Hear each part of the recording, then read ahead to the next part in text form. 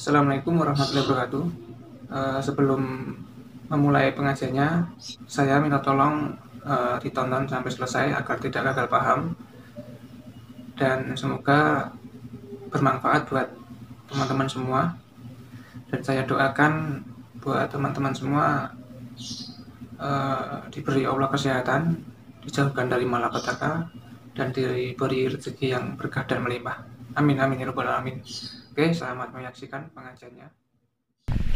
Assalamualaikum warahmatullahi wabarakatuh. Rabbi shrah li sadri wa yassir li amri wahlul 'uqdatam min lisani yafqahu qawli. Allahumma shalli wa sallim barik ala sayyidina Maulana Muhammadin wa ala alihi wa sahbihi ajmain. Amma ba'du. Ingkang sangat kula hormati Habib Ali Asgaf, Habib Husain Asgaf, semua keluarga, wonten Mas Fikri, Mbak Nasila, semua ingkang kula hormati, Mas Nurdin sedanten ingkang kula hormati. Niki ngaos ilmu dulu apa ngaji ijazah dulu ini?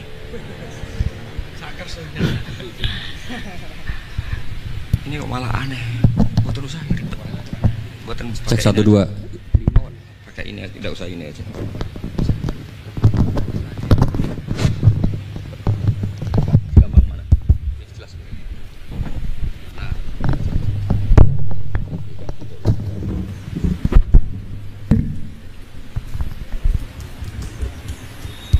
Ya, niki ngaji ilmu dulu, nanti bagian terakhir ijazah. Bismillahirrahmanirrahim. Ini riwayatul Bukhari. Haddatsana Abdullah bin Yusuf, haddatsana Les, haddatsana Sa'id al-Maqburi an Nabi Hurairah radhiyallahu anhu qala an-nabiy sallallahu alaihi wasallam. Ma minal anbiya'i nabiyyun illa qad u'tiya minal ayat ma mithluhu amana alaihil bashar. Wa innama kana alladhi utituhu wahyan awhahu wa ilayya fa arju an akuna aktsarahum tabi'an yaumal qiyamah. Dados kita tahu semua nabi itu punya mukjizat. Ya, semua nabi itu punya apa? Mukjizat. Mukjizat itu hal yang luar biasa yang memastikan manusia itu tidak bisa menyainginya atau menandinginya. Dan rata-rata mukjizat nabi dulu itu fisik. Misalnya ontanya Nabi Soleh itu kan onta tapi keluar dari batu, itu kan aneh, aneh sekali. Atau tongkat Nabi Musa bisa simsalabim mengeringkan laut apa? Merah. Semua Nabi itu punya mukjizat dan semuanya berbentuk fisik. Kecuali mukjizatul Rasulullah Shallallahu Alaihi Wasallam itu berupa Al-Quran. Al-Quran itu konsep ilmiah. Terus kata Rasulullah Shallallahu Alaihi Wasallam, tapi saya karena Quran itu justru berharap pengikutku besar dan sampai hari kiamat. Sekarang kita logika ya. Andaikan kamu punya tongkatnya Nabi Musa, kalau kamu suka uang, kepikirannya dijual apa dipakai? Kalau kamu suka uang, dipakai. Kalau kamu ahli suudon itu pikirannya ndak, ini asli ndak. Karena yang melihat di Turki itu ya sebagian gitu. Kalau yang suka perdukunan itu bayangkan tuh miliknya. Mungkin dipakai ngakali orang atau apa, pokoknya bayangkan tuh miliknya. Kalau yang kolektor pikirannya itu nanti ini laku berapa. Tapi kalau peneliti mungkin pikirannya itu ini asli apa enggak? Bukti aslinya apa? Repot lah. Lagi pula kalau kamu punya utang terus mau apa? Istri kamu marah mau apa? Kalau pakai tongkat. Nah, beda dengan mukjizatnya Quran, itu semuanya apa? Ilmiah. Orang yang sedang harmonis dengan istri bisa pakai ayat di antara ayat-ayat Allah itu apa? Wa ja'ala bainakum mawaddatan warahmah.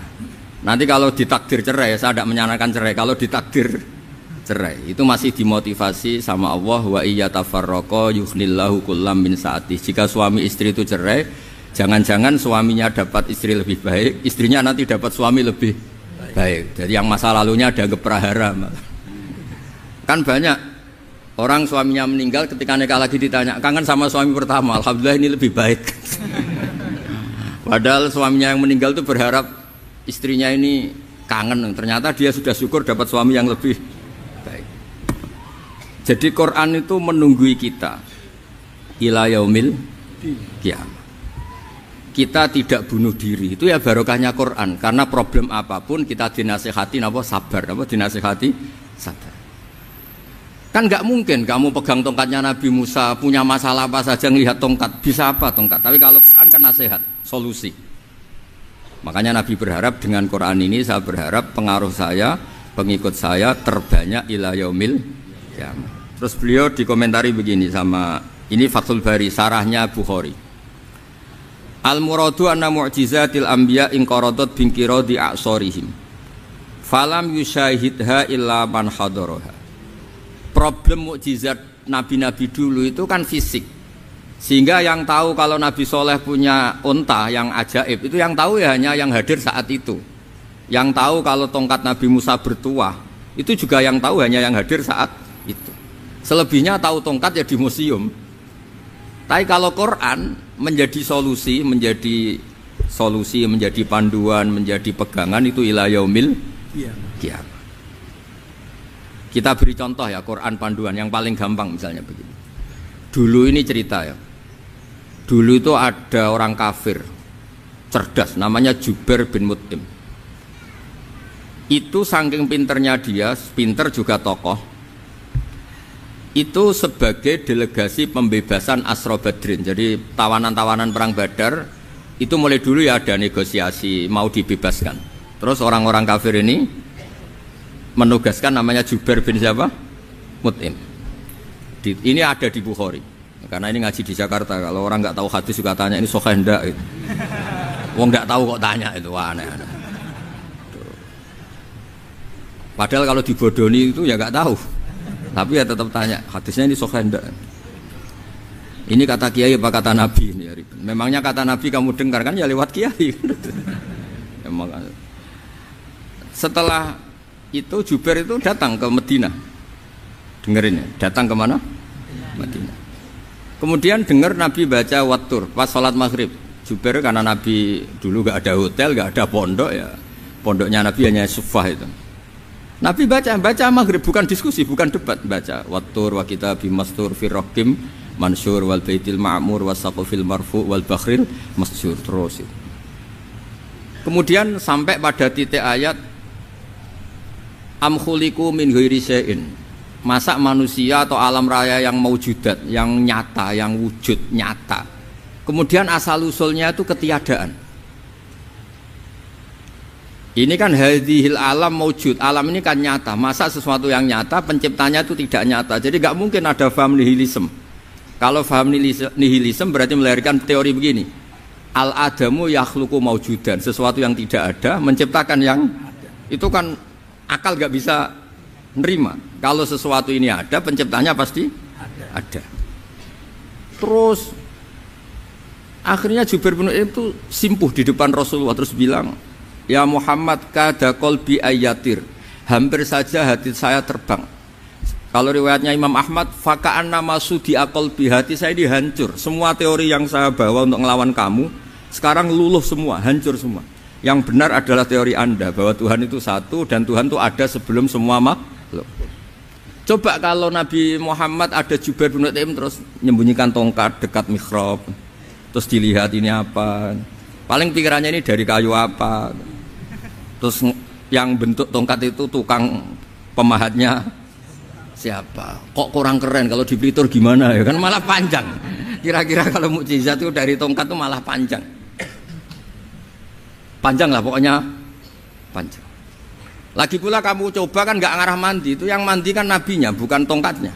Coba tongkatnya Nabi Musa coba anak-anak beki itu dipakai mukul kucing aja tidak mesti mati itu.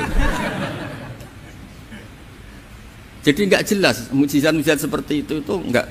Tapi kalau Quran menunggu itu. Sampai saking hebatnya Quran, teori rasionalitas, soal kampanye di mana-mana. Tingkat validitas, tingkat kebenaran Quran itu bahkan bisa diuji tanpa membuktikan. Tanpa apa? Membuktikan. Cukup pakai akal. Saya tidak bosan-bosan cerita ini karena ini khazanah kita. Di kitab Nailul Ma'mul itu, di kitab Usul Fiqih, saya berkali-kali cerita ini karena ini untuk menunjukkan bahwa Quran itu liqaumi ya'qilun, liqaumi yatafakkarun. Ada seorang kiai, seorang ustadz, kiai dulu itu ya memang orang soleh, alim terus jadi kiai. Kalau kiai sekarang tuh macam-macam, nganggur terus ingin jadi kiai, terus daftar gitu. Ada lowongan di yayasan masuk ingin jadi ustadz karena dengar ada gajinya. Dulu tidak ada seperti itu, tidak ada. Makanya dulu itu kalau ustadz kiai pasti soleh karena dia alim terus ingin orang lain tuh mendapat ilmunya. Kalau sekarang nggak ada yayasan sehat, guru gajinya sekian, yang nggak ingin jadi ustadz tuh daftar karena ada gaji. Apalagi ada kabar, ada gaji, ada mes, ada wah yang daftar banyak. Tapi mentalnya ada kiai sebetulnya. Ya kalau sampean tanya itu baik dah Gus, ya setengah baik. Ya maksudnya setengah baik ya ada baiknya lah, namanya profesi ngajar itu kan baik. Tapi setengah saja karena motifnya itu nyari gaji, bukan ingin mencerdaskan umatnya Rasulullah SAW.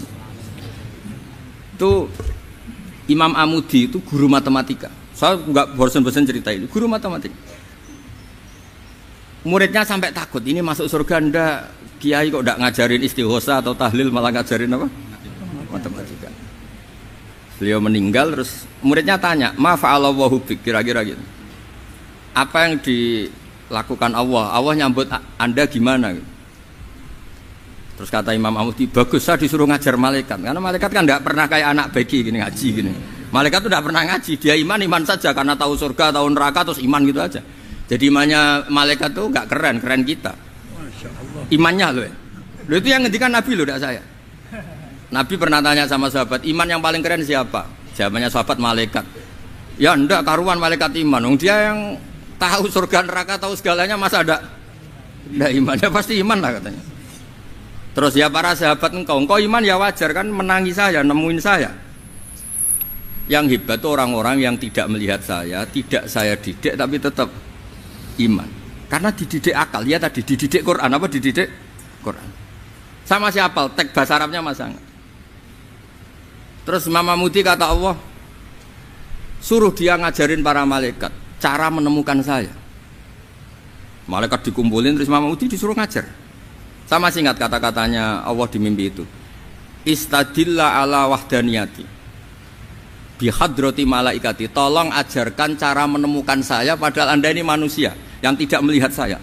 Anda di Jakarta kan hanya gedung-gedung, paling jadi khayal terus nikmat lah, Anda ikut punya tapi ikut nikmati. Itu orang desa-desa kalau ke Jakarta itu pokrol, wah di Jakarta itu gedungnya tinggi-tinggi, tidak kayak kampung sini, lo udah ikut punya ikut bangga. Di Jakarta orangnya cantik-cantik, tidak kayak orang sini, padahal dia ya dapat orang cantik gitu. Jadi Allah itu saking pinternya, miskin-miskin ya bisa berkhayal dan bahagia. Nah, itu alhamdulillah betul. Akhirnya itu apa ini anak-anak begini saya tak niati ngajar standar anak-anak akademik. Terus pertama yang diajarkan hanya bilang gini, sama siapa teknya? Ya malaikat wahi para malaikat. Terus beliau bilang, nisbatus naini wassalasah ila malanihayata lahu nisbatul far'i ilal asli.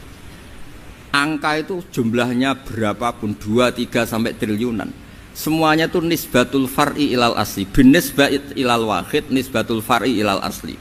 Angka 2 ya cabangnya 1, 3 ya cabangnya 1, 1 triliun ya cabangnya 1. Tetap yang asal usul adalah angka 1. Itu nangis semua malaikat. Cara Jawa itu mandikman kue iman kaya imanku. Makanya imannya umatur Rasulullah SAW itu PD-nya yakinnya kayak imannya malaikat. Kalau Tuhan itu 1. Karena angka agak bisa dimulai kecuali dengan angka 1. Makanya nisbatus naini wassalasah ila ma la nihayata lahu iku nisbatul far'i ilal asli. Semuanya itu nisbatnya cabang ke induk. Berarti semua alam raya ini tetap asal usulnya 1, yaitu qul huwallahu ahad. Nah, itu namanya akal. Umatnya Rasulullah itu ditinggali mukjizat akal lewat panduan Quran, sehingga meskipun kita tidak menangi Rasulullah, tidak menangi sahabat, kita tidak tahu malaikat Jibril, tapi cara iman kita ini tidak kalah keren. Yakin hakul yakin. Terus kedua, gambar. Kamu gambar rumah, gambar hewan, gambar apa saja, mesti dimulai 1 titik. Entah gambar kamu bagus, entah jelek, tetap dimulai 1 titik. Lah titik ini namanya nuktatul wujud. Semua alam raya dimulai dari 1 titik, yaitu nuktatil wujud. Makanya Quran dimulai bismillah dan bismillah itu dipilih sama Allah pakai pertama ba itu ada titik. Itu kata semua ulama. Itu titik itu singkatan dari bi kana makana wa bi yakunu mayakun. Karena saya semuanya ada. Bi itu karena saya. Jadi makanya santri-santri beki tidak usah bayangkan kamu jadi wali terus bisa terbang ke Mekah, tidak usah. Kalau terbang ke Mekah ya sudah umroh aja bayar. Kalau enggak ya maklaran KBIH atau apa. Pokoknya cari gratis. Ya gratis kan ya. Dapat orang 10 gratis 1. Terus orang enggak umroh-umroh dirayu-rayu supaya umroh. Repot. Itu pelanggaran fikih itu. Kalau orang punya utang itu wajibnya nyaur utang dulu gitu. Wah repot. Saya itu juga sering bingung di kampung-kampung. Gus sama umroh. Kenapa? Dapat gratisan. Minta uang saja buat nyaur utang. Enggak boleh Gus. Wah, secara fikih yang wajib itu nyaur utang bukan umroh. Enggak boleh Gus diminta uang, enggak boleh, harus umroh. Udah gitu saya ini bingung Gus mau umroh, enggak nikmati. Kenapa? Disuruh ngajar Gus. Repot semua kalau ibadah mergawe ya gini bingung semua. Ya saya mohon anak-anak BK semuanya yang seneng Quran itu harus seneng sampai kayak saya sehingga tahu istidlal mencari Tuhan dengan cara tauhid yang berbasis akal. Itu sedzahir imannya malaikat. Jika di klasmen iman itu manusia ulul ilmi, kita-kita yang nekuni ilmu itu nomor 1 prakteknya. Karena nomor 1 itu Allah karuan kan syahidah wa, Allah kan enggak tertandingi syahidah wa annahu la ilaha illa huwa. Terus wal malaikatu, malaikat kan karuan karena langsung menyaksikan surga. Dan ketiga apa? Wa ulul ilmi. Berarti prakteknya kan nomor 1. Kalau kompetitornya semuanya manusia, ulul ilmi nomor berapa? 1 kan? Nah nomor 3 kan dari Allah, malaikat, ulul ilm. Berarti kalau kompetisinya antar manusia nomor berapa? 1 kan? Nah kenapa ulul ilmi di nomor 3 kan tapi dari Allah, malaikat, ulul. Kerennya kayak apa? Karena cara iman ulul ilmi itu enggak ada ragunya sama sekali. Kamu ragu enggak kalau 2 itu cabang dari 1, asal-usulnya 1? Enggak pernah kan ragu kan? Semua gambar seruat apapun dimulai dari 1 titik, ragu enggak? Enggak kan? Nah, imannya umatnya Nabi karena dipandu oleh Quran itu seyakin itu, sehakul yakin itu. Nah, itu terus Jubair bin Mut'im jadi iman. Am khuliqu min ghairi syai'in am humul khaliq. Terus kata Allah lagi, kalau kamu tidak percaya saya yang bikin langit bumi ya gampang dong, kamu saja yang ngomong kalau kamu yang bikin. Paling orang sepakat kamu stres. Terus hanya ayat gitu, am khalaqus samawati wal ardh. Kalau kamu tidak yakin Allah yang bikin ya silahkan Anda klaim saja kalau kamu yang bikin langit bumi. Bala yukinun. Kamu juga gak mau kan dibilang stres. Nah ini terus saya teruskan ya. Makanya mukjizat terbesarnya Nabi adalah Al-Quran. Karena Al-Quran itu cerita tentang hukum-hukum akal, cerita tentang logika-logika peradaban. Misalnya logika peradaban, contoh paling gampang. Di Quran itu ada sekian ayat yang Allah cerita peradaban. Misalnya wa ahsinu innallaha yuhibbul muhsinin. Itu dikutip terus kemudian disimpulkan dalam peradaban. Kata Sayyidina Ali karramallahu wajhah ngendikannya gampang. Ahsin man syi'ta takun amirah. Kamu berbuat baik saja sama seseorang, maka otomatis kamu akan jadi pemimpinnya. Ada orang enggak tamat SD, enggak tamat papa, gobloknya minta ampun. Tapi karena gaji seorang pakar, oh kamu tak gaji 1 bulan 1 miliar, perusahaan saya jadikan besar, itu dikongkan ngalor ngidul ya nurut, hanya karena dia ihsan. Terus wastaghni amman syi'ta takun nadhira, ya, saya ulang lagi, wastaghni amman syi'ta takun nadhira, dan kamu jangan butuh orang lain, siapapun dia, maka kamu akan setara. Misalnya ada menteri orang antri mau salim, tapi kamu tidak butuh kan tenang saja. Tapi kalau kamu butuh, habis kamu. Ya kan, kamu tidak butuh seseorang maka kamu posisinya akan setara. Kamu harus sopan karena punya utang jasa. Kalau nggak punya apa-apa kan setara. Ya enggak. Misalnya kamu jajar rektor atau jajar menteri, jajar apa saja. Kalau kamu tidak punya utang kan, kamu jajar menteri tidak punya utang, sama jajar satpam tapi punya utang, takut mana?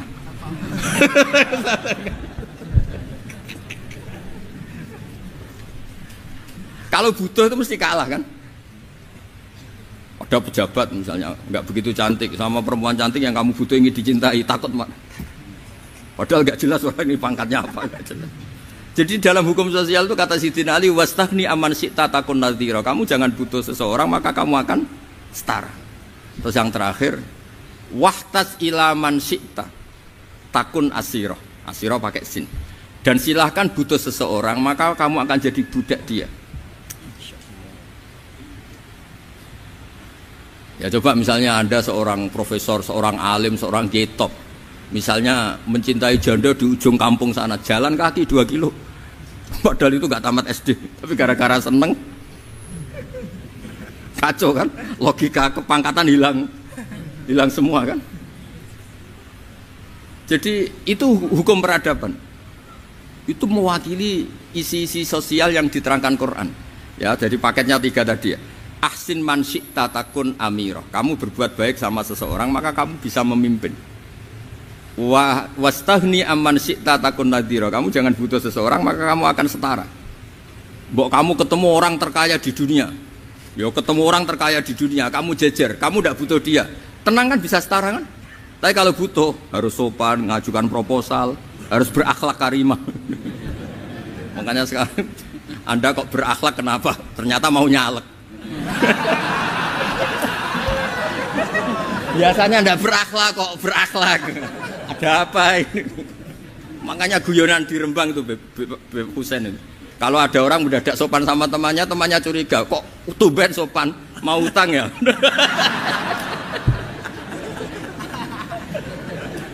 Zaman akhir itu kacau.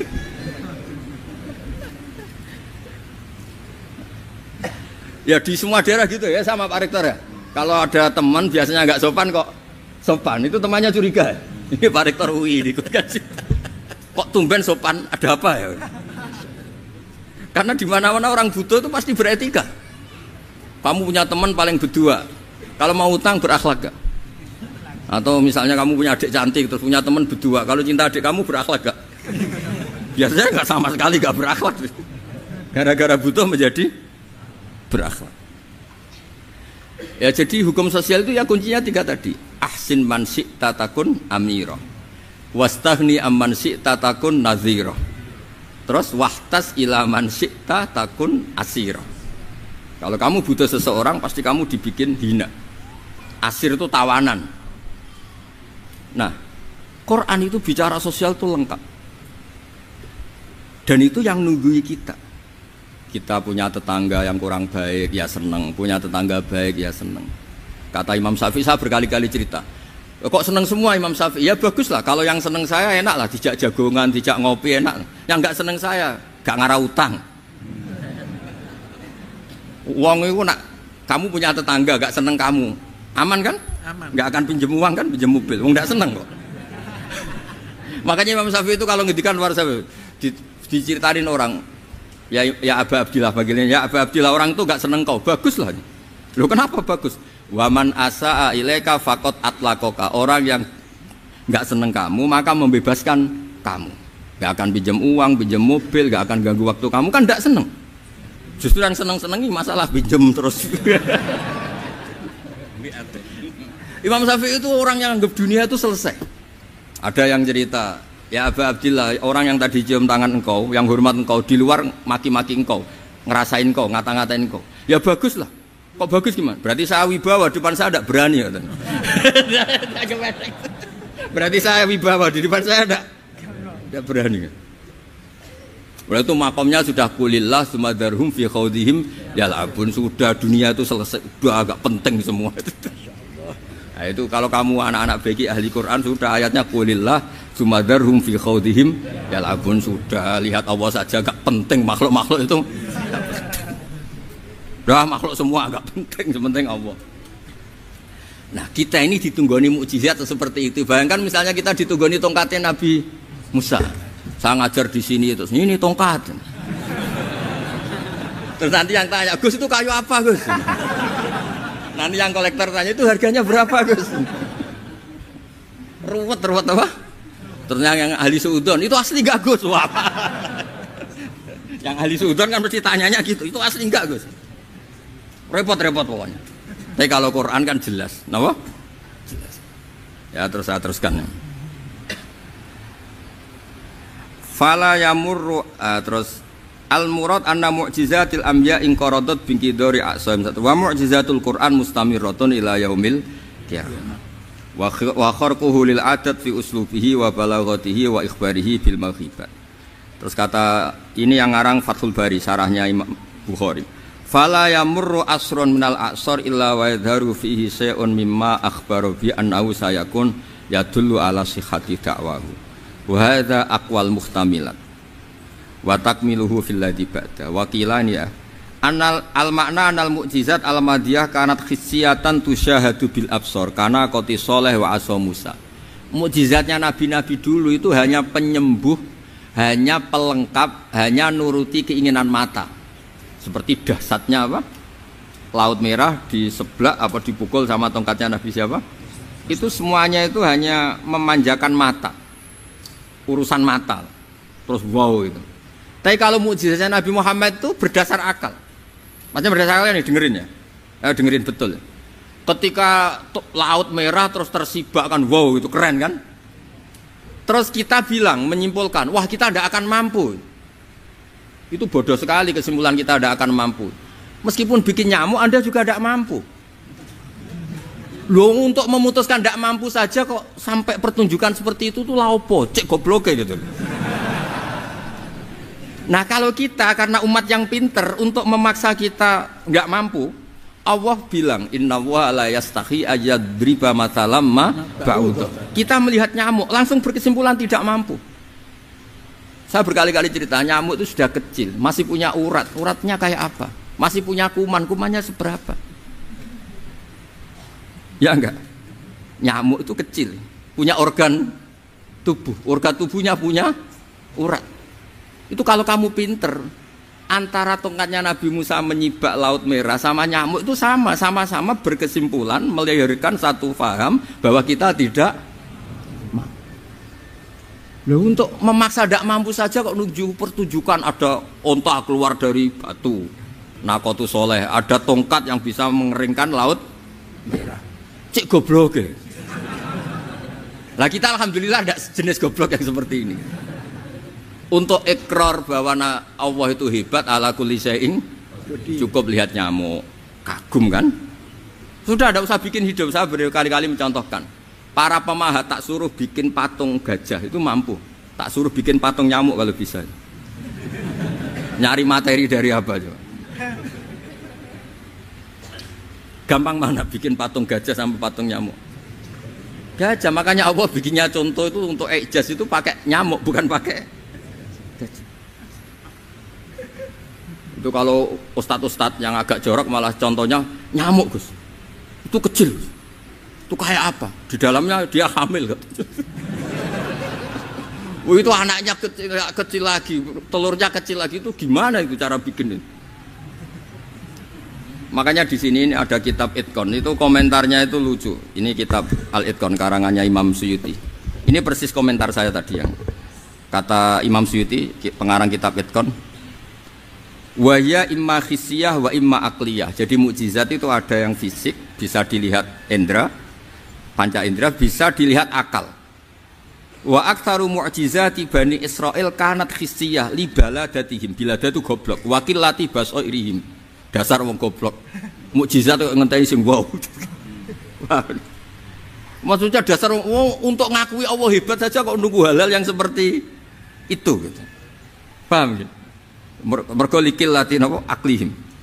Wa aksaru mu'jizati hadil ummah aqliyatun li farati dzakaihim wa kamali afwahihim. Dan mukjizatnya umat ini semuanya berdasar akal karena sudah cerdas. Jadi andaikan kita melihat tongkatnya Nabi Musa menyibak Laut Merah dengan melihat nyamuk, kesimpulan kita sama-sama wow, sama-sama keren, sama-sama memastikan kita tidak mampu. Makanya terus Quran menerangkan kita wa ma min dabatin fil ardi wala ta'iri yatiru bi janahihi illa umamun amsalukum. Jadi keseharian kita lihat burung kok terbang. Itu sudah ayatun min ayatillah. Paham nggih? Dados niki kudu bangga ditunggoni napa Quran, nggih ditunggoni napa Quran. Wa mu'jizatul Quran tusyahadu bil basirah fayakunu mayatabi'u li ajlihi aksar. Terus li annal ladzi yusyahadu bi ainir ra'si yang qaridu bingkiradi musyahidi.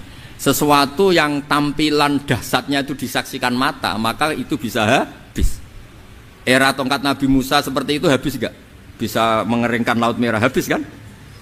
Tapi era mukjizatnya Quran ila yaumil qiyamah. Ya contoh sosial, saya kembali lagi ke sosial. Kamu punya teman awet atau punya istri awet, itu konsepnya ya wal kadhiminal ghaidh, agak gampang tersinggung. Coba kalau kamu setiap tersinggung putus, setiap tersinggung habis, kamu tidak punya teman, tidak punya istri.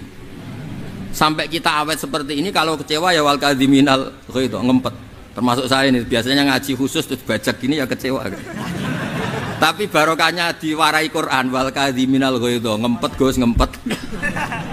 Terus kecewa sama teman, kenapa tidak putus? Karena wal afina aninna, sudah kalau kecewa maafkan. Coba kalau kita kecewa presiden demo, kecewa menteri demo, kecewa orang tua minggat, ya kalau dicari, kalau tidak kan malu. Saya itu punya teman tak tanya, kecewa Gus sama bapak itu, kenapa tidak minggat? Malu. Kenapa malu? Takut gak dicari. Itu orang tuh paling malu itu kalau keluar dari rumah nggak di. Saya punya teman lagi, saya ini takut mati Gus. Kenapa? Takut istri saya tidak nangis Gus. Itu kematian terburuk itu kalau sudah mati, tahu istrinya tidak nangis. Oh itu malu betul itu. Makanya jangan mati, pokoknya pastikan orang sekeliling Anda nangis itu baru berani mati, kalau tidak jangan. Ya jadi mukjizatnya Nabi itu luar biasa. Walladzi yusyahadu bi'ainil aqli bakin yusyahiduhu kullu man jaa ba'dal awali mustamirran. Sesuatu ilmiah, sesuatu agama atau apa saja yang logis itu akan abadi ila yaumil. Kayak tadi ketika kita kecil diajari apa? Wujud, qidam, baqa, mukhalafatul hawadisi, qiyamuhu binafsihi, wahdaniyat, qudrat, iradah. Itu ila yaumil qiyamah.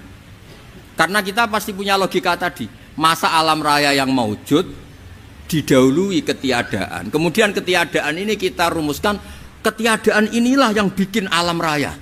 Di mana-mana nihilisme, ketiadaan ya layu asfiru say'an, namanya tiada ya tidak punya akibat apapun. Yang punya akibat apapun ya sesuatu yang wujud. Loh itu kan ila yaumil qiyamah, sampai kapanpun teori itu akan nunggui kita ila yaumil qiyamah. Tapi kalau tongkat Nabi Musa ketika kita tidak melihat kan punya alasan tidak ngandel, Musa tidak tahu. Tapi kalau kamu seperti ini, orang paling mulhid sekalipun, paling ateis sekalipun, terus ditanya, bisa enggak Anda mulai angka di luar angka 1? Tidak bisa kan?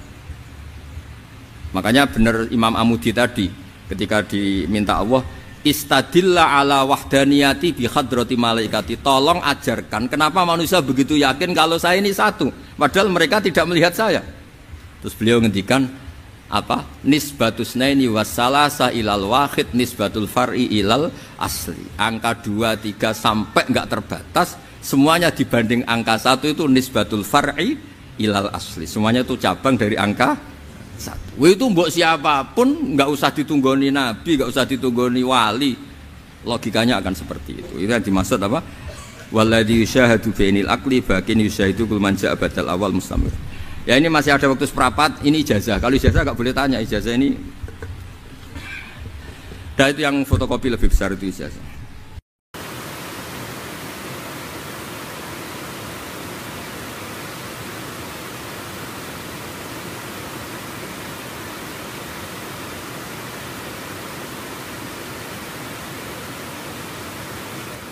Oke, terima kasih sudah menonton pengajian kali ini. Semoga bermanfaat. Jangan lupa share ke teman-teman atau kerabat terdekat. Dan sampai jumpa di video selanjutnya. Assalamualaikum warahmatullahi wabarakatuh.